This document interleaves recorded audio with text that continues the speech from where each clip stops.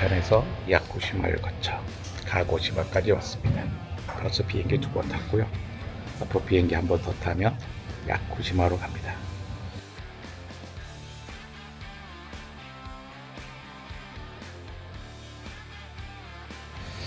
가고시마로 오는 도중에는 저는 못 봤지만 밑에서 화산이 터지는 모습을 저희 동료는 같이 봤다고 합니다. 저는 왜 못 봤냐? 복도에 앉았기 때문이죠. 21세기 들어서 창가에 한 번도 안 앉아봤는데 이럴 때 보면 창가에도 앉아야겠다는 생각이 듭니다. 실로 오랜만에 창가자리에 앉아봤습니다. 얼마만인지 모릅니다. 비행기는 역시 복도죠. 하지만 뭐 야쿠시마에 간다니 위에서 보면 좋겠죠. 하루에 비행기 3번 타는 것도 신기한 일인데 그 3번 중에 2번이 프로펠러 비행기.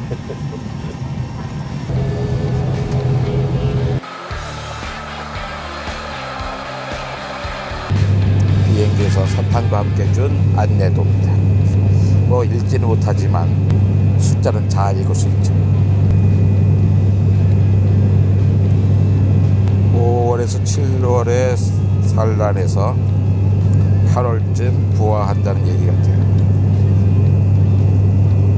여기군요. 그래서 원숭이를 보고 저기 사슴 보는 거, 그 다음에 삼나무숲.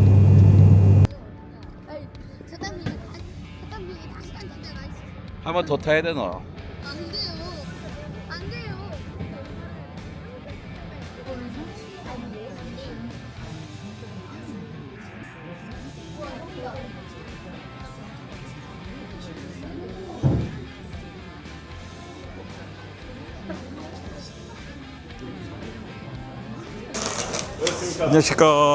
안녕하십니까. 야. 고생하셨습니다. 예, 뭐 고생해. 비행기 하루에 3번 타고 좋구만. 태어난 처음이야, 태어난 처음. 하루에 3번 탄 거. 그쵸? 자, 출발해 봅시다. 야쿠시마에서 운전을. 저희는 거북이의 트랙을 보러 가고 있습니다. 거북이 트랙이 뭐냐면 거북이가 알라라 올라왔다가 하잖아요. 오르고 내리고 하는 그 흔적이 있겠죠. 사지 걸음이 있겠죠. 그 걸음을 좀 확인하러 가는 겁니다. 우리가 여기 올 때 가장 큰 이유는 거북이 산란을 보러 온 거거든요. 근데 거북이 산란은 촬영을 할 수가 없어요. 그거 이제 거북이를 보호하기 위한 당연한 조처고. 그리고 또 우리가 오늘부터 오늘 밤, 내일 밤, 그 다음에 모레 새벽까지 여러 차례 실제로 관찰을 시도할 텐데 여기가 이제 파도가 심한다든지 그러면 이제 못 올라온대요. 그 아예 들어가는 걸 통제를 해버리니까 위험하다고 해서. 근데 뭐 지난주에 태풍이 있었고 지금은 태풍은 아닌데 이제 비 예보가 많긴 하거든요. 그래서 어떻게 될지 모르겠습니다. 하지만 3번 시도하면 뭐 한 번은 볼 수 있지 않을까요? 그리고 그것뿐만 아니라 또 임도에 가면 그 야쿠시마 원숭이하고 야쿠시마 사슴이 있는 곳을 갈 텐데 나타나면 내려서 관찰할 생각입니다.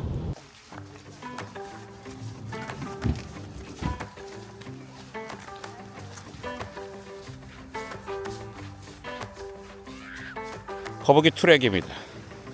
거북이가 알라로 올라간 자국이죠. 물론 올라간 자국뿐만 아니라 내려간 자국이기도 하죠.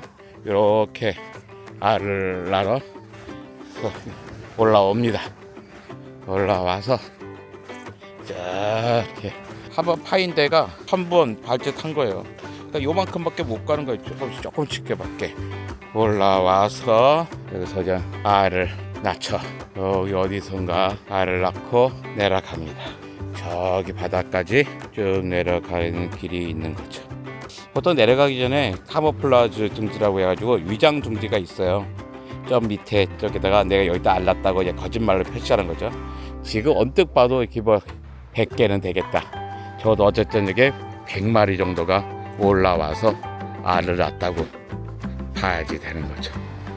근데 보면 군데군데 그 깨진 알들이 있습니다.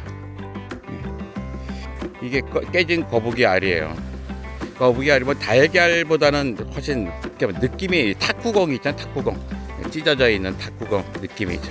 그 거북이 알 깨진 흔적도 가져가지 않고 여기다가 그대로 놔두고 갑니다. 지금은 야쿠시마 임도를 다니고 있습니다. 근데 비도 많이 오고 앞에 운전은 되게 겁나게 하고 그렇습니다. 이 원숭이는 2년에 한 번쯤 새끼를 낳는데요. 그래서 정말 발정도 2년에 한 번만 하나 궁금하기는 합니다.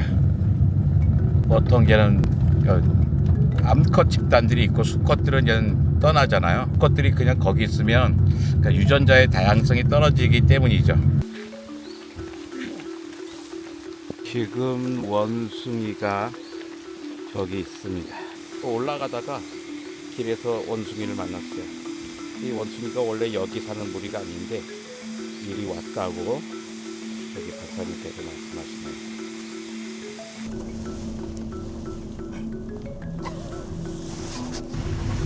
이 야쿠시마에는 원숭이도 작고 사슴도 작아요.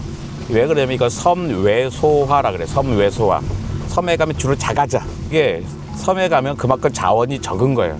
자원이 적다 보니까 되게 점점 크기가 작아집니다. 그 섬외소화라고 하죠. 야쿠시마도 작은 섬이잖아요.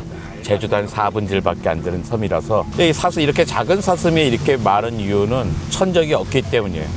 그러니까 그 고양이과 동물들, 개과 고양이과 동물들이 거의 없거든요 여기. 그래서 원숭이랑 같이 막 다니거든요. 원숭이 소리 나면 사슴들이 막 쫓아가는 이유가 뭐냐면 여기 나름대로 원숭이가 먹을 것들은 많아. 정성껏 안 먹고 대충 먹어. 막 흘리고 이렇게 떨어뜨린 것들을 와서 주워 먹느라고.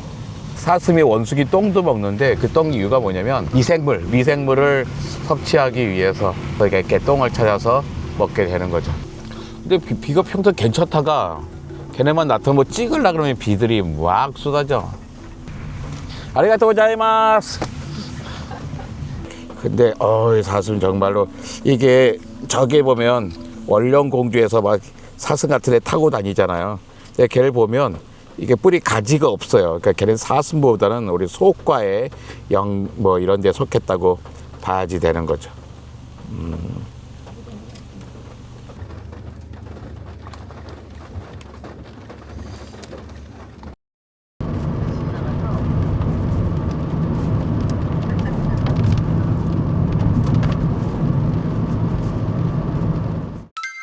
둘째 날입니다.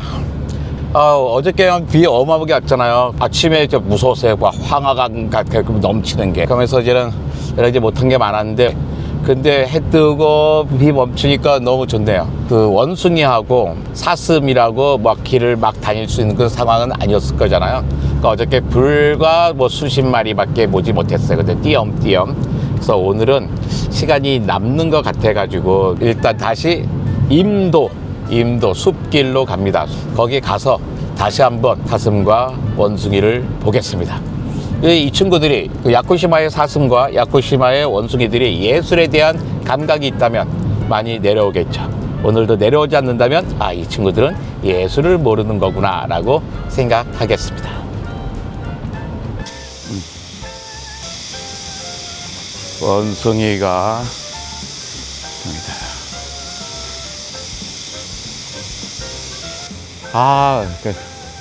원숭이가 애기 데리고 있네요. 이보윤 박사님, 원숭이 무리의 개념이 뭡니까? 여러 마리 있으면 무리입니까? 진짜 어려운 질문이에요. 네. 몇 마리부터 사실 이런 거는 의미가 별로 없는 것 같고 네. 암컷들이 있고 네. 아이가 있으면 무리라고 생각하고 있어요. 암컷과 아이들. 네. 새끼와 어른이 있으면 그러니까 엄마와 네네. 새끼겠네요. 네. 그러면 무리다. 네. 일본 원숭이 한해선 그렇죠. 근데 이게 모든 영장류에서 그런 건 아니고 아이고. 사회 구조들이 다 다르니까. 근데 여기 아까 보면 이렇게 엄마가 여러 마리 있었잖아요. 네네네. 그 엄마가 여러 마리인데 그 걔네들끼리 어떤 관계예요? 그 암컷들 간의 어떤 혈연 관계, 뭐 자매지간이나 네. 이제 엄마랑 딸일 수도 있고, 아니면 친척일 수도 있고 여러 가능성들이 있는데 네. 전혀 다른 친인척 관계가 아닌 경우도 있어요. 그러니까 여러 가게들이 네. 그 그 한 무리 안에 같이 있는데, 근데 또 거슬러 올라가다 보면 어디선가 이제 철연으로 연결되어 있을 가능성은 또 배제할 수는 없죠. 그렇군요. 그 일단 수컷들은 다 어디가 있어요? 수컷들은 주변을 보통 돌아다니다가 네. 이제 교미기가 되면 암컷들과 굉장히 관계가 가까워지거든요. 그러니까 거리가 가까워지는데 제 평상시에도 이제 서열이 높은 수컷들, 뭐 알파 수컷, 베타 수컷 이렇게 네. 얘기하는데, 그렇게 서열이 높은 수컷들은 이제 암컷이랑 가까워. 그럼 밀려난 수컷들은 그럼 단독 생활을 해요? 아니면 자기네끼리 밀려난 수컷끼리 모여 살아요? 자기들끼리 이제 친해져서 사회관계를 이제 가지기도 하고, 근데 무리의 가장자리에 어딘가 있을 수도 있어요. 또 우리 눈에 잘 보이지 않을 뿐. 네.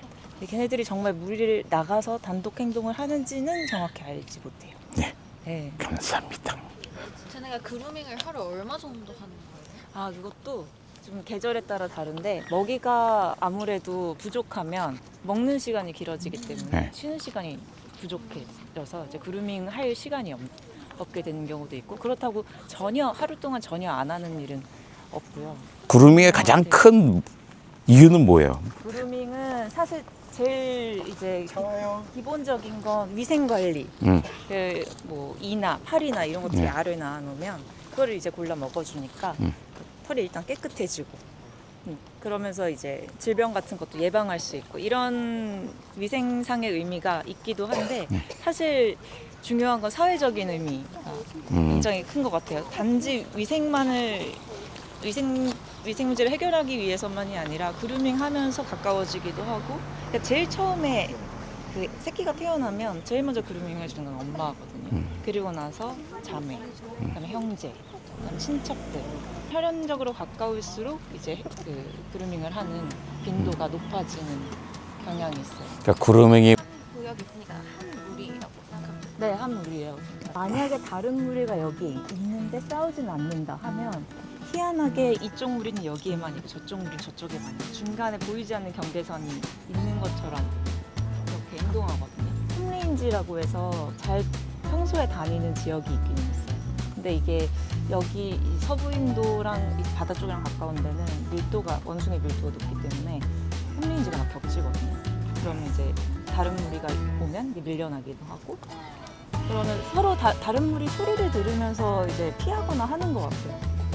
고양이처럼 그냥 막 영역 싸움처럼. 무리가 부딪힌다고 해서 항상 싸우는 것 같진 않고, 사실 이것도 명확하게 드러난 건 아닌데, 지금까지 제 관찰로 봤을 때는 약간 이렇게 먹이를 먹는 상황에서 되게 분쟁이 되는 것 먹이 같아요. 뺏길까? 네, 뺏길까 봐 어른들끼리는 되게 눈치 보면서 거리 두고 이러는 사이에 서로 다른 무리의 새끼 원숭이들이 같이 논다는, 뭐 하고 놀아요? 레슬링하고 경찰과 도둑놀이 이런 것처럼 서로 이렇게 따라잡고 막 이러면서, 그다음에 이런 숲길 같은 데 있으면 숨어 있다가 튀어나오고 숨먹들처럼 그렇게 해도 돼요. 근데 야생에서는 보통 이렇게 무리가 크기가 커지면 분열을 해요. 왜냐면 그 무리 안에서의 무리가 이동하는 영역은 정해져 있는데 많이 넓어질 수는 없거든요. 차라리 분산해서 따로따로 다니는 게 낫기 때문에 그렇게 분열하는 경우도 있고요. 근데 한 무리였다가 갈라져도 싸워요? 아니면 반가워해요? 반가워하지 않나요? 그 서로 인식하고 있을 가능성은 되게 높은데, 경계하고 그 남처럼 본다고 해야 되죠? 살짝만 지금 요 앞에 있는 애가 지금은 사슴들이 떼를 있고요. 바로 앞에 원숭이들이 또 있네요. 사슴들은 원래 여럿이 안 다닙니다. 그런데 여기 온 거는 원숭이 때문에 온 거죠. 원숭이들이 뭔가 흘린 것들 먹고 싶고, 여기 나무에 있는 거 따서 흘리면 그거 먹고 싶고, 또 원숭이 똥도 먹어야 되고요. 원숭이 똥에 있는 그 미생물도 필요하고 그렇습니다. 그래서 원숭이들이 끼리끼리대면 그 소리 들고 몰려든대요. 우리는 별로 원숭이 소리를 듣지 못했지만 어때 쟤네들은 듣고 온 거죠. 이제 저희가 보고 싶은 건 다 본 것 같아요. 원숭이 새끼들끼리 노는 장면도 보고 싶었고, 그 다음에 원숭이가 뭔가 나무에서 떨어뜨리면 사슴들이 그 주워 먹는 장면도 보고 싶었었는데, 그 단체 장면을 두 개를 다 봤습니다. 이 야쿠시마에 있는 원숭이와 그 사슴들이 예술적인 감각이 있어요. 마치 약속한 듯이 딱딱 장면들을 연출해 줬습니다. 그런데 우리가 시간이 되게 많이 늦어졌어요. 지금 이미 호텔 체크인은 3시간 정도 늦어졌고요. 이미 저녁을 먹고 있어야 될 시간인데 서둘러서 호텔에 가서 체크인하고 밥을 먹으러 가야 되는데 이 임도에 슈타우 트래픽 잼이 있습니다. 어떤 차들이 많냐? 다 우리 차입니다.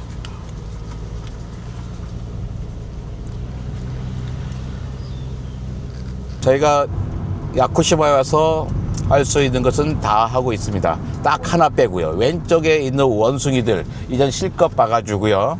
이제 그다지 얘는 길을 막지 않았으면 좋겠다 하는 정도예요. 제가 얘기 좀 하려고 그러면 꼭 나타나는 친구들인데요. 네. 제가 야쿠시마에서 보고 싶은 것들은 다 봤는데 딱 한 가지가 남아 있습니다. 바로 뭐냐? 거북이 산란입니다. 그러니까 붉은 거북이, 그러니까 북태평양에서 가장 큰 붉은 거북 산란장에 저희가 왔거든요. 딱 하나 남은 게 거북이 산란인데, 근데 저번 주에 오신 분들이 못 봤대요. 이게 되게 뭐 상태가 안 좋았던 거죠, 기상 상태가. 그래서 우리는 꼭 봤으면 좋겠는데 과연 볼 수 있을지. 근데 보통의 경우는요, 이정모와 함께 다니면 반드시 볼 수 있습니다. 제가 평생 운으로 살았습니다. 제 운을 제가 믿습니다. 여러분에게도 제 운이 결국 여러분의 운입니다. 기대하십시오.